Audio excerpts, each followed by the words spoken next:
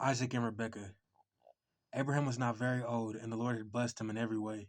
He said to the senior servant in his household, the one in charge of all he had, "Put your hand under my thigh. I want you to swear by the Lord, the God of heaven and the God of earth, that you will not get a wife for my son from the daughters of the Kenites, among whom I am living, but will go to my country and my own relatives and get a wife for my son Isaac." The servant asked him, "What if the woman is unwilling to come back with me to this land? Shall I then take your son back to the country you came from?" "Make sure that you do not take my son back there," Abraham said.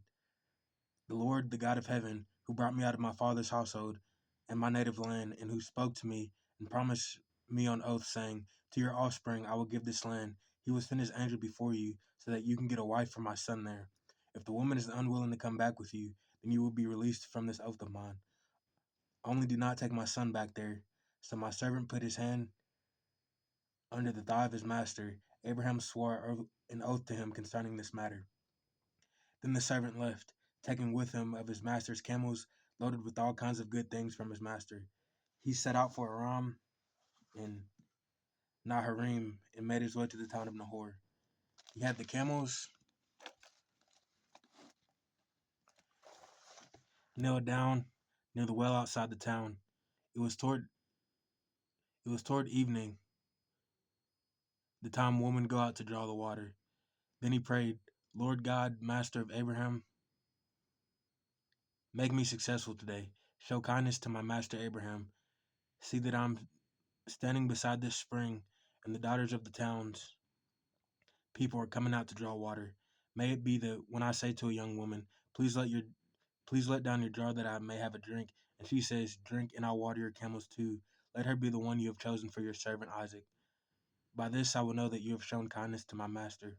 Before he had finished praying, Rebekah came out with her jar on her shoulder. She was the daughter of Bethuel, son of Milcah, who was the wife of Abraham's brother Nahor. The woman was very beautiful, a virgin. No man had ever slept with her. She went down to the spring, filled her jar, and came up again. The servant hurried to meet her and said, "Please give me a little water from your jar." "Drink, my lord," she said, and quickly lowered the jar to her hands and gave him a drink. After she had given him a drink, she said, I'll draw water for your camels too, until they have had enough to drink." So she quickly emptied her jar into the trout and ran back to the well to draw more water, and drew enough for all his camels. Without saying a word, the man watched her closely to learn whether or not the Lord had made his journey successful. The camels had finished drinking. The man took out a gold nose ring weighing a beka and two gold bracelets weighing 10 shekels. Then he asked, "Whose daughter are you? Please tell me, is there room in your father's house for us to spend the night?" She answered him, "I am the daughter of Bethuel, the son that Milcah bore to Nahor." And she added, "We have plenty of straw and fodder, as well as room for you to spend the night." Then the man bowed down and worshipped the Lord, saying, "Praise be to the Lord, the God of our master Abraham, who has not abandoned his kindness and faithfulness to my master. As for me, the Lord has led me on the journey to the house of my master's relatives." The young woman ran and told her mother's household about these things. Now Rebekah had a brother named Laban. He hurried out to the man at the spring. As soon as he had seen the nose ring and the bracelets on his sister's arms, he had heard Rebekah tell what the man said to her. He went out to the man and found him standing by the camels near the spring. "Come, you who are blessed by the Lord," he said. "Why are you standing out here? I have prepared the house and a place for the camels." So the man went to the house, and the camels were unloaded. Straw and fodder were brought to the camels, and water for him and his men to wash their feet. Then food was set before him, but he said, I will not eat until I have told you what I have to say." "Then tell us," Laban said. So he said, "I am Abraham's servant. The Lord has blessed my master abundantly, and he has become wealthy. He has given him sheep, cattle, silver and gold, male and female servants, and camels and donkeys. My master wife Sarah has bore him a son in her old age. She has given him everything he owns. And my master made me swear an oath and said, 'You must not get a wife for my son from the daughters of the Kenites, in whose land I live, but go to my father's family and to my own clan and get a wife for my son.' Then I asked my master, 'What if the woman will not come back with me?' He replied, 'The Lord before whom I have walked faithfully will send his angel with you and make your journey a success so that you can get a wife for my son, from my own clan and from my father's family. You will be released from my oath when you go to my clan and they refuse to give her to you. Then you will be released from my oath. When I came to the spring today, I said, Lord God of my master Abraham, if you will, please grant success to the journey on which I have come. See, I am standing beside this spring. If a young woman comes out to draw water, and I say to her, please let me drink a little water from your jar, and if she says, drink, and I'll draw water for your camels too, let her be the one the Lord has chosen for my master's son. Before I finished praying in my heart, Rebecca came out with her jar on her shoulder. She went down to the spring and drew water, and I said to her, please give me a drink. She quickly lowered her jar from her shoulder and said, drink, and I'll water your camels too. So I drank, and she watered the camels also. I asked her, whose daughter are you? She said, the daughters of Bethuel, son of Nahor, whom Milcah bore to him. Then I put the ring in her nose and the bracelets on her arms, and I bowed down and worshipped the Lord. I, I praised the Lord, the God of my master Abraham, who had led me on the right road to get to the granddaughter of my master's brother for his son. Now, if you will show kindness and faithfulness to my master, tell me, and if not, tell me so I may know which way to turn. Laban and Bethuel answered, this is from the Lord. We can say nothing to you one way or the other. Here's Rebekah. Take her and go. Let her become the wife of your master's son, as the Lord directed. When Abraham's servant heard what he had said, he bowed down to the ground before the Lord. And the servant brought out gold and silver jewelry articles of clothing and gave them to Rebekah. He also gave costly gifts to her brother and to her mother. Then he and the men who were with him ate and drank and spent the night there. When they got up the next morning, he said, send me on my way.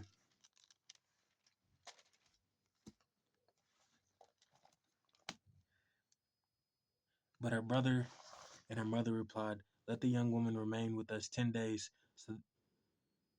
or so, then you may go.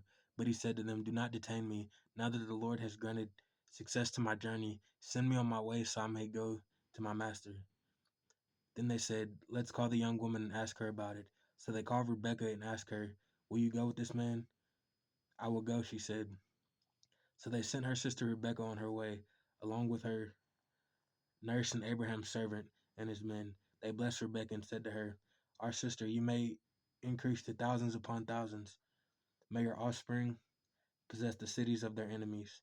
Then Rebekah and her attendants got ready and mounted the camels and went back with the man. So the servant took Rebekah and left. Now Isaac had come from Beer-lahai-roi, for he was living in the Negev. He went out to the field one evening to meditate, and as he looked up, he saw camels approaching. Rebekah also looked up and saw Isaac. She got down from her camel and asked the servant, is that the man in the field coming to meet us? He is my master, the servant answered. So she took her veil and covered herself. The servant told Isaac all he had done. Isaac brought her into the tent of his mother Sarah and married Rebekah. So she became his wife, and he loved her, and Isaac was comforted after his mother's death. The death of Abraham. Abraham had taken another wife whose name was Keturah. She bore him Zimran, Jokshan, Medan, and Midan, Ishbak, and Shua. Jokshan was the father of Sheba and Dedan, and the descendants of Dedan were Asherites, and the Lethishites, and the Lamanites. The sons of Medan were Ephah, Epher, Hanok, Abida, and Eldah. All these were descendants of Keturah. Abraham left everything he owed to Isaac, but while he was still living, he gave gifts to the sons of his concubines and sent them away from his son Isaac to the land of the east. Abraham lived 175 years. Then Abraham breathed his last breath and died at a good old age, an old man and full of years. He was gathered to his people. His son Isaac and Ishmael buried him in the cave of Machpelah near Mamre, in the field of Ephron, son of Zohar the Hittite, the field Abraham had brought from the Hittites. There Abraham was buried with his wife Sarah. After Abraham's death, God blessed his son Isaac, who then lived near Beer-lahai-roi.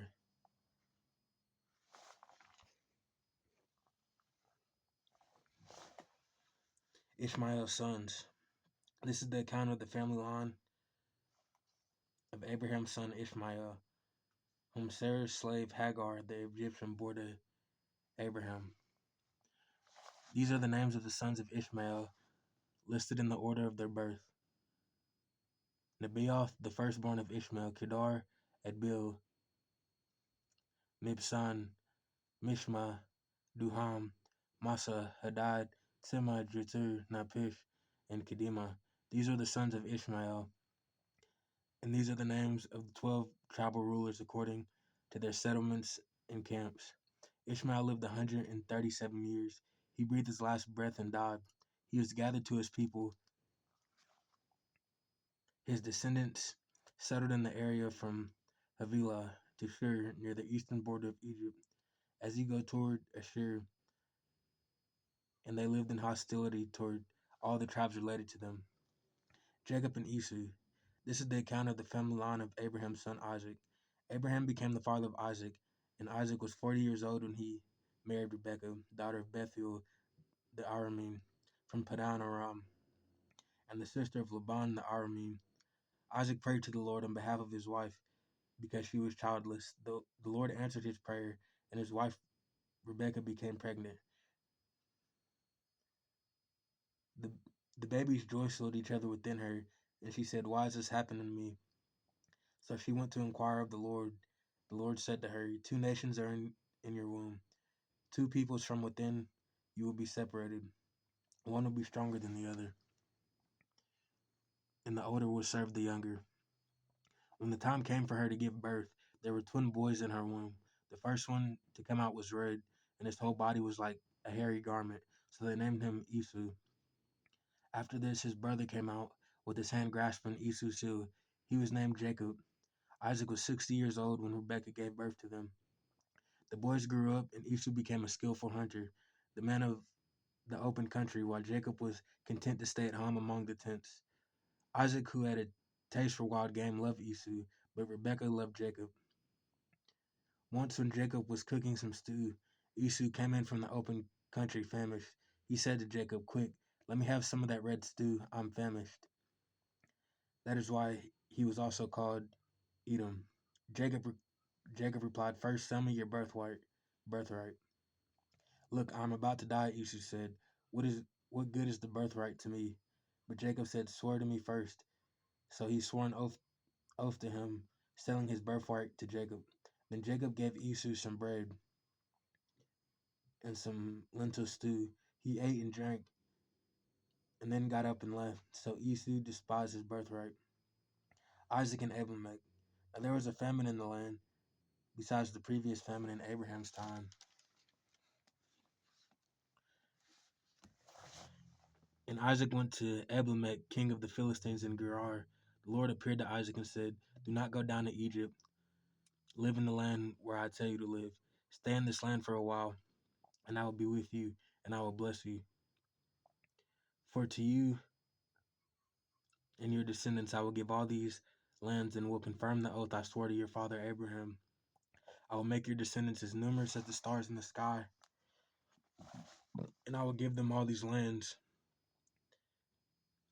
through your offspring, and all nations on earth will be blessed.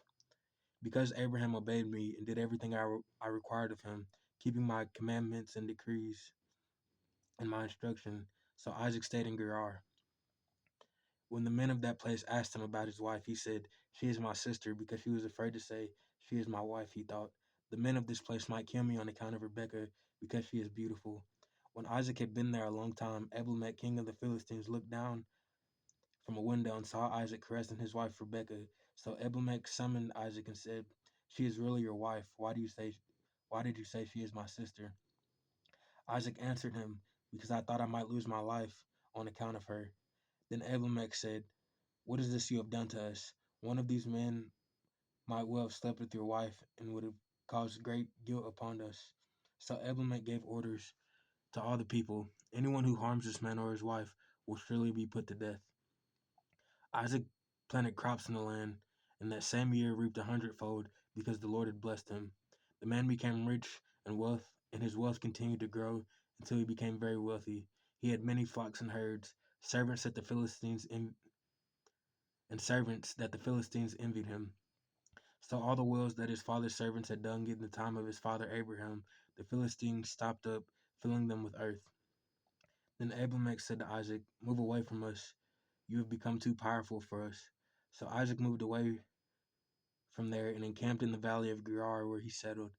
Isaac reopened the wells that had been dug in the time of his father Abraham, which the Philistines had stopped up after Abraham died, and he gave them the same names his father had given them. Isaac's servants dug in the valley and discovered a well of fresh water there. But the herders of Gerar quarreled with those of Isaac and said, "The water is ours." So he named the well Esek, because they disputed with him. They dug another well, but they quarreled over that one also, so he named it Sitnah. He moved on from there and dug up another well, and no one quarreled over it. He named it Rehoboth, saying, "Now the Lord has given us room, and we will flourish in the land." From there, he went up to Beersheba. That night the Lord appeared to him and said, "I am the God of your father Abraham. Do not be afraid, for I am with you. I will bless you and will increase the numbers of your descendants for the sake of my servant Abraham." Isaac built an altar there and called on the name of the Lord. There he pitched his tent, and there his servants dug a well. Meanwhile, Abimelech had come to him from Gerar with the Hushai, his personal advisor, and Phicol, the commander of his forces. Isaac asked him, "Why have you come to me, since you were hostile to me and sent me away?" They answered, "We saw clearly that the Lord was with you. So we said, there ought to be a sworn agreement between us and you. Let us make a treaty with you that you will do us no harm, just as we did you no harm. But I always treated you well and sent you away peacefully. And now you are blessed by the Lord." Isaac then made a feast for them, and they ate and drank. Early the next morning, the men swore an oath to each other. Then Isaac sent them on their way, and they went away peacefully. That day Isaac's servants came and told him about the well they had dug. They said, "We have found water." He called it Sheba, and to this day the name of the town has been Beersheba. Jacob take Esau's blessings. When Esau was 40 years old, he married Judith, daughter of Beri the Hittite, also Basemath, the daughter of Elon the Hittite. They were a source of grief to Isaac and Rebekah. When Isaac was old and his eyes were so weak that he could no longer see, he called for Esau, his older son, and said to him, "My son." "Here I am," he answered. Isaac said, "I am now an old man and don't know the day of my death. Now then, get your equipment, your quiver and bow, and go out to the open country to hunt some wild game for me. Prepare me the kind of tasty food I like and bring it to me to eat, so that I may give you the blessing before I die." Now Rebekah was listening as Isaac spoke to his son Esau. When Esau left for the open country to hunt game and bring it back, Rebekah said to her son Jacob, "Look, I overheard your father say to your brother Esau, 'Bring me some game and prepare me some tasty food to eat, so that I may give you my blessing in the presence of the Lord before I die.' Now my son, listen carefully and do what I tell you. Go out to the flock and bring me 2 choice young goats, so I can prepare some tasty food for your father just the way he likes it. Then then take it to your father to eat, so that he may give you his blessing before he dies." Jacob said to Rebekah, his mother, "But my brother Esau, a hairy man, while I have smooth skin, what if my father touches me? I would appear to be tricking him and would bring down a curse on myself rather than a blessing." His mother said to him, "My son, let the curse fall on me. Just do what I say and go and get them for me." So he went and got them and brought them to his mother, and she prepared some tasty food, just the way his father liked it.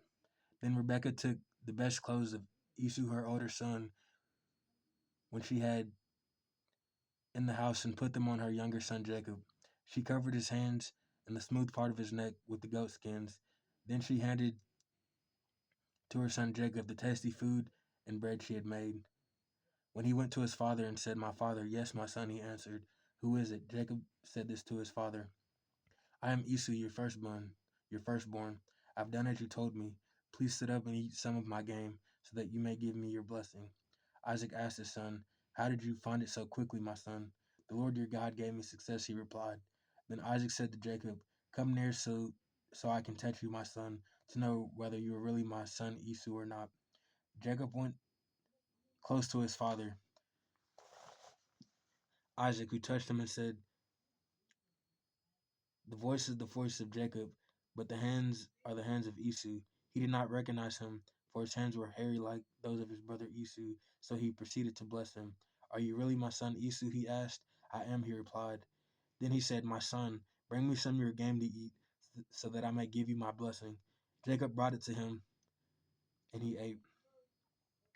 And he brought some wine, and he drank. Then his father Isaac said to him, "Come here, my son, and kiss me." So he went to him and kissed him, and Isaac caught the smell of his clothes, and he blessed him and said, "Ah, the smell of my son is like the smell of a field that the Lord has blessed. May God give you heaven's dew and earth's riches, an abundance of grain and new wine. May nations serve you, and peoples bow down to you. Be Lord over your brothers, and may the sons of your mother bow down to you. May those who curse you be cursed, and those who bless you be blessed." After Isaac finished blessing him, and Jacob had scarcely left his father's presence, his brother Esau came in from hunting. He too prepared some tasty food and brought it to his father. Then he said to him, "My father, please sit up and eat some of my game so that you may give me your blessing." His father Isaac asked him, "Who are you?" "I'm your son," he answered, "your firstborn Esau." Isaac trembled violently and said, "Who is it then that that hunted game and brought it to me? I ate it just before you came, and I blessed him, and indeed he will be blessed." Esau heard his father's words, and he burst out with a loud and bitter cry and said to his father, "Bless me too, my father." But he said, "Your brother came deceitfully and took your blessing." Esau said, "Isn't he rightfully named Jacob? This is the second time he has taken advantage of me. He took my birthright, now he's taken my blessing." Then he asked, "Haven't you reserved any blessing for me?" Isaac answered Esau, "I have made him lord over you, and have made all his relatives his servants, and I have sustained him with grain and new wine, so what can I possibly do for you, my son?" Esau said to his father, "Do you have only one blessing, my father? Bless me too, my father." Then Esau wept aloud. His father Isaac answered him, "Your dwelling be away from the earth's riches, away from the dew of heaven above. You will live by the sword, and you will serve your brother. But when you grow restless, you will throw his yoke from your neck." Esau had a grudge against Jacob because of the blessing his father had given him. He said to himself, "The days of mourning for my father are near. Then I will kill my brother Jacob." When Rebekah was told what her son Esau had said, she sent for her younger son Jacob and said to him, "Your brother Esau is planning to avenge himself by killing you. Now then, my son, do what I say. Flee at once to my brother Laban in Haran. Stay with him for a while until your brother's fury subsides. When your brother is no longer angry with you and forgets what you did to him, I'll send word for you to come back from there. Why should I lose both of you in one day?" Then Rebekah said to Isaac, "I'm disgusted with living because of these Hittite women. If Jacob takes a wife from among these women of this land, the Hittite women like these, my life will not be worth living." So Isaac called for Jacob and blessed them. Then he commanded him, "Do not marry a Kenite woman. Go at once to Padan Aram, to the house of your mother's father Bethuel. Take a wife for yourself there from among the daughters of Laban, your mother's brother. May God Almighty bless you and make you fruitful and increase your numbers until you become a community of peoples. May he give you and your descendants the blessing given to Abraham, so that you may take possession of the land where you now reside as a foreigner, the land God gave to Abraham." Then Isaac sent Jacob on his way, and he went to Padan Aram to Laban, son of Bethuel the Aramean, the brother of Rebekah, who was the mother of Jacob and Esau. Now Esau learned that Isaac had blessed Jacob and had sent him to Padan Aram to take a wife from there, and that when he blessed him, he commanded him, "Do not marry a Kenite woman." And Jacob obeyed his father